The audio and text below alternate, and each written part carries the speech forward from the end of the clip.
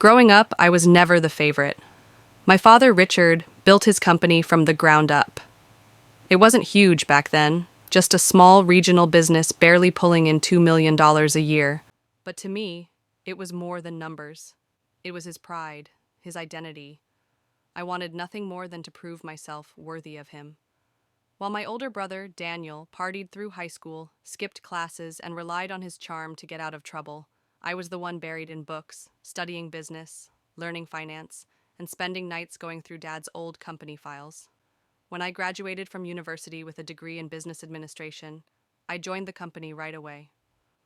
For years, I worked harder than anyone else, arriving before sunrise, leaving long after dark. I streamlined logistics, expanded into new regions, modernized our operations, and even landed deals that no one thought were possible. Under my leadership, the company grew from $2 million to $87 million in revenue. I brought in investors, upgraded technology, and hired people who shared my vision.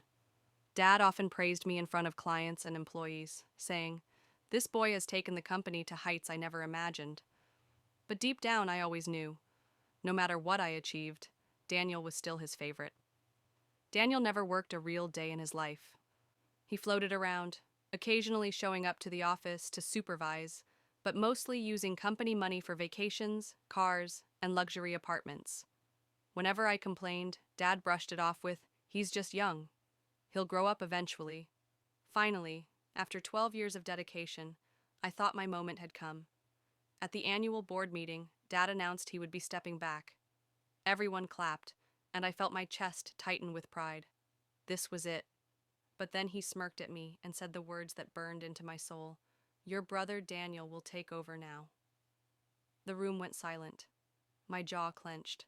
I had built this empire brick by brick, sacrifice by sacrifice, and he was handing it over to someone who had done nothing?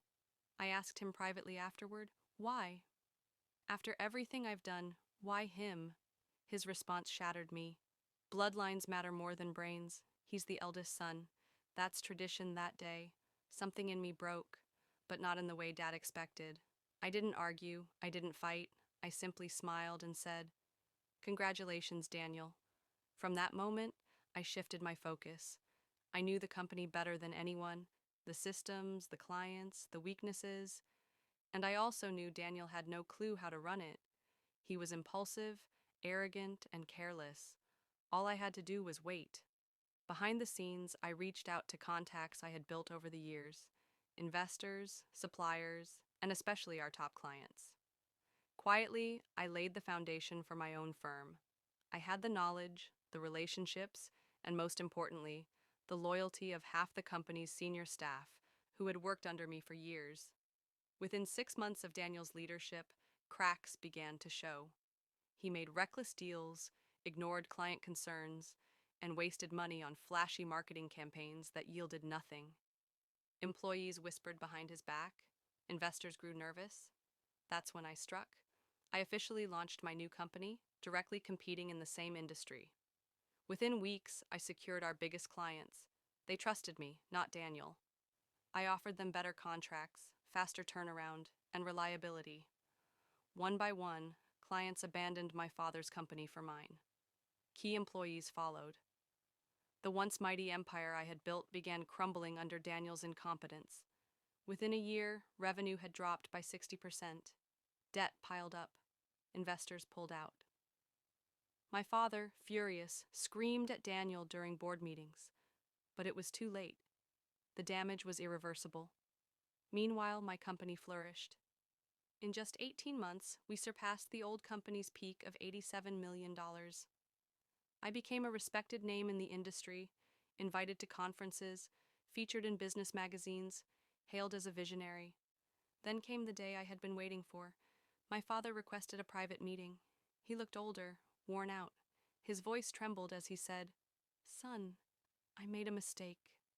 The company is collapsing. Will you come back and take over?" I stared at him for a long moment, letting the silence drag. Then I leaned forward and said the same words he once said to me.